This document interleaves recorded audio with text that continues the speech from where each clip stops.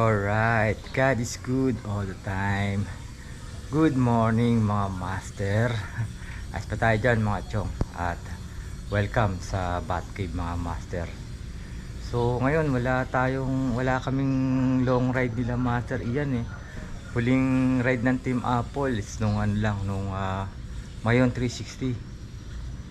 Yun lang huli namin pagsasama ng Team Apple. Pero kami ni Sir Ian, madalas naman kami nagkakasama sa UP, saka dyan sa Philippine Arena. Ride lang, walking lang.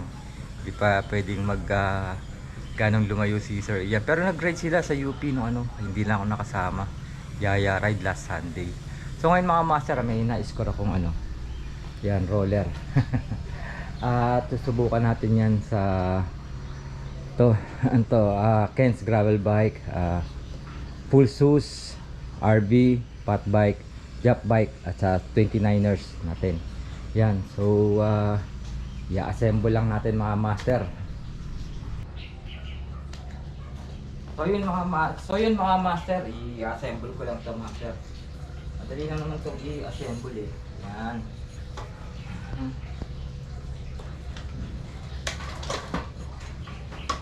Yeah.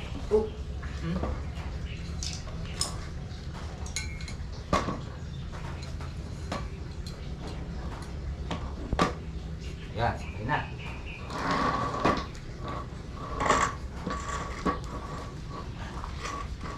Ayan, sa naka-flat naman okay naman na yan. Yan. Okay na yan mga master. So, isa natin yung i-testingin mga master. Then,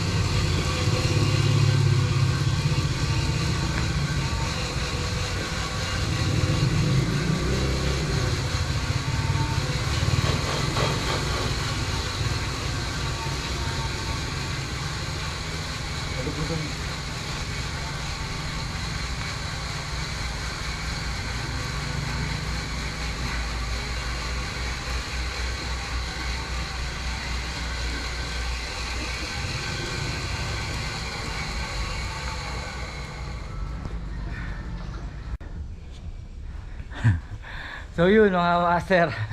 At na-testing na natin lahat. Para sa akin, ang pinaka-stable sa nasakyan pag dito is yung ano, itong fat bike. Kasi malaki, di ba malaki yung gulong. At yung pinaka ano naman, yung sumunod is yung ano, Pulsus. Ang pinaka ano yung pinakamahirap sa akin yung ano, itong road bike. Pero pagka na siya, yung nakuha mo na yung momentum mo, yung bilis mo, okay siya, sarap gamitin. Kaya pala yan, mga nagtitraining bago sumabak sa ano, nagwa-warm up muna sa ano, sa roller. Yung ibang nakikita ko na ano, na sumasabak sa mga race, nagpapaint muna sa roller. Kaya ang ingay, pero pinakamaingay talaga yung ano, yung fat bike. Yung gulong ng fat bike, pinakatahimik is itong sa ano, sa road bike natin. Saka dun sa ano, sa jump bike.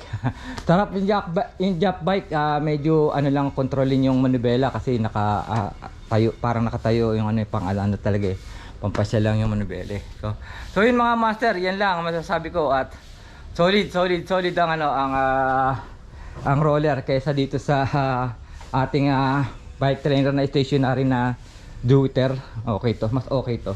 So yun mga master, mula nga rito sa Bat Cave.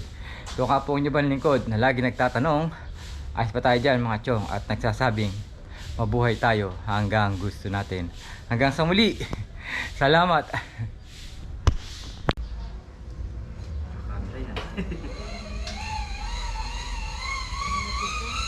Okay. Yun ang sikreto mga master. Sa ulo ka.